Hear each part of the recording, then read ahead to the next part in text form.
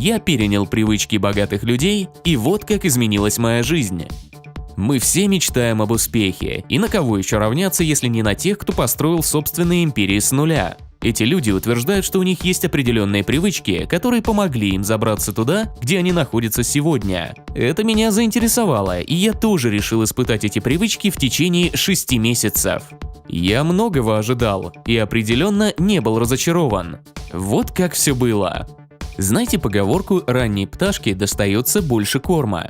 Это правда. Успешные люди редко бывают совами, они довольно рано ложатся и встают. Так что это была первая привычка, которую я решил перенять. Я начал этот эксперимент в тот период жизни, когда мне нравилось засиживаться допоздна за просмотром шоу, играть в видеоигры и лазить в интернете. Я был одним из тех людей с 5 разными будильниками, и каждое утро несколько раз нажимал «отложить» на каждом из них. Так что вы, скорее всего, поймете, о чем я, если я скажу, что эту привычку было перенять сложнее всего. Но с остальной силой воли я решил ежедневно просыпаться в одно и то же время и приходить на работу на час раньше. Мне бы не удалось пройти через эксперимент «Образ жизни богатого и знаменитого» без этого крутого фитнес-трекера с будильником. Он следил за моим сердцебиением и знал, если я продолжал спать после звонка будильника. В этом случае он вибрировал до тех пор, пока я не просыпался.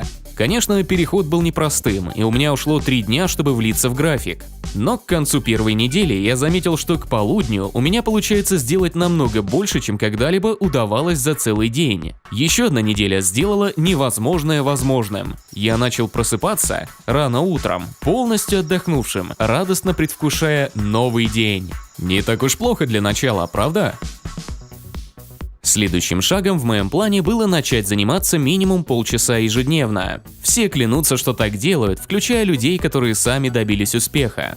Но опять же, всего одна ловушка. Я не очень много занимаюсь. Ну, знаете, как многие люди, я записываюсь в спортзал, но затем начинаю сочковать и хожу всего раз в месяц. Ну, пора было меняться, так что я решил записаться в спортзал еще раз, но на этот раз заниматься 4 раза в неделю и не сочковать. Самой сложной частью был даже не сам спортзал, а необходимость заниматься после целого дня работы. Мне хотелось просто сесть, расслабиться, посмотреть фильм или вздремнуть после долгого дня в офисе. Но если это отмечено в календаре, нужно ходить в зал, несмотря ни на что. Это было правило, которое я себе установил. Всего через 10 дней это уже вошло в привычку.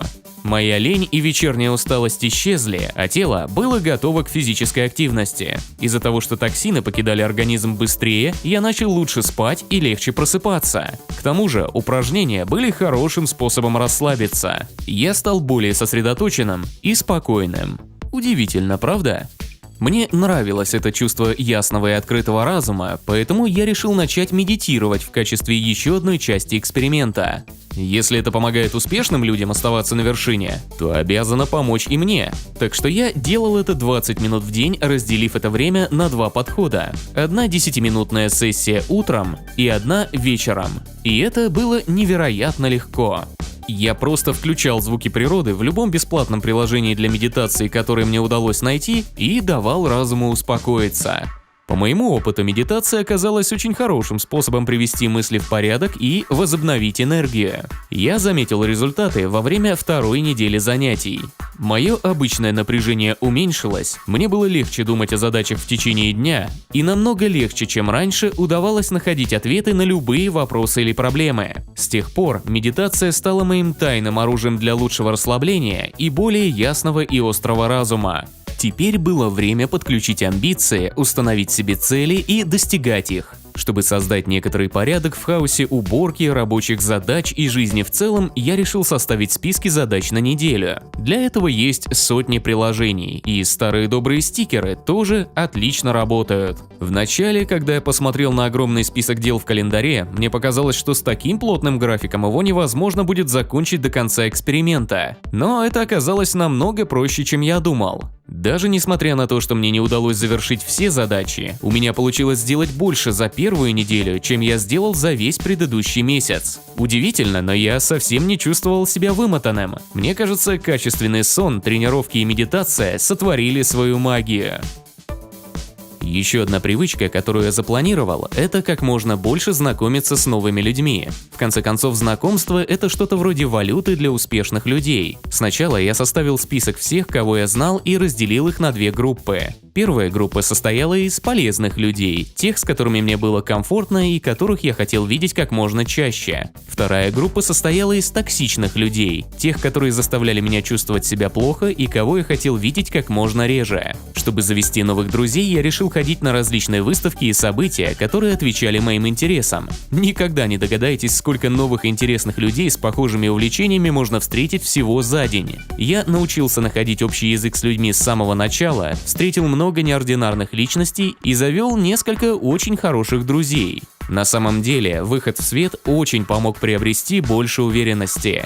Благодаря новому режиму сна у меня было намного больше свободного времени. Я решил потратить его с умом и начал читать больше полезных книг. Это изменение было не таким уж тяжелым, потому что в душе я книжный червь. Раньше у меня просто редко было время читать, но, к счастью, эксперимент это изменил. Чтение для развлечения – это отлично и все такое, но успешные люди читают с определенной целью. Вот почему я выбирал биографии, книги по саморазвитию, исторические книги и профессиональную литературу. Я всегда носил книгу с собой и читал по пути на работу и домой, а еще во время обеда. Во время тренировок и прогулок я слушал аудиокниги или подкасты. В результате, к концу первого месяца я закончил 4-ю книгу. Они научили меня многим полезным техникам и урокам, которые на самом деле расширили мои горизонты. Следующая хитрость оказалась неожиданно эффективной. Я часто слышал, что многие успешные люди, такие как Стив Джобс, например, придерживаются минималистичного подхода к моде, часто выбирая одинаковые наряды каждый день. Я решил последовать их примеру и носить простую одежду. Я отдал на благотворительность все свои футболки с принтами, рваные джинсы и другие модные или уникальные вещи. Затем я пошел в магазин, купил несколько обычных одинаковых футболок, свитеров и брюк и повесил их все в шкаф. Это изменение в гардеробе было одним из лучших принятых мною решений во время эксперимента. Мне больше не приходилось каждый день тратить время на выбор наряда и думать, сочетаются ли вещи и насколько они в моде. И вишенка на торте, в перспективе я сэкономил деньги, поскольку модные вещи зачастую стоят дороже. Мысли об экономии на одежде привели меня к вопросу, как сэкономить в других сферах. По-настоящему умные и успешные люди контролируют свои расходы и не тратят деньги на бесполезные вещи. Так что я последовал их примеру и решил взять бережливость за привычку. Я начал с того, что составил список всего, что покупал каждый день, и понял, что намного дешевле купить продукты на целую неделю, чем ходить в магазин практически каждый день. С большими покупками у меня была другая стратегия. Когда я хотел что-то приобрести, я спрашивал себя: эта вещь будет полезной? Она сделает меня лучше? Если ответ был «да», я записывал ее в список желаний. Если 2 недели спустя я все еще хотел ее купить, я это делал. Но чаще всего за этот период я передумывал. Такой подход сэкономил мне 40% зарплаты в первый месяц и почти 60% во второй. Оно полностью того стоило. Теперь, 6 месяцев спустя, я осознал, что словами не описать того, насколько сильно мне помогли эти привычки. Это может звучать банально, но они действительно полностью изменили мою жизнь к лучшему. Поначалу было нелегко, но теперь я больше читаю, я меньше устаю, у меня новые друзья и знакомые, и я использую свободное время намного продуктивнее. Чего еще можно желать, верно? Я точно сохраню эти привычки и добавлю к ним новые. Каким из этих привычек вы бы хотели приобщиться? Делитесь с нами в комментариях.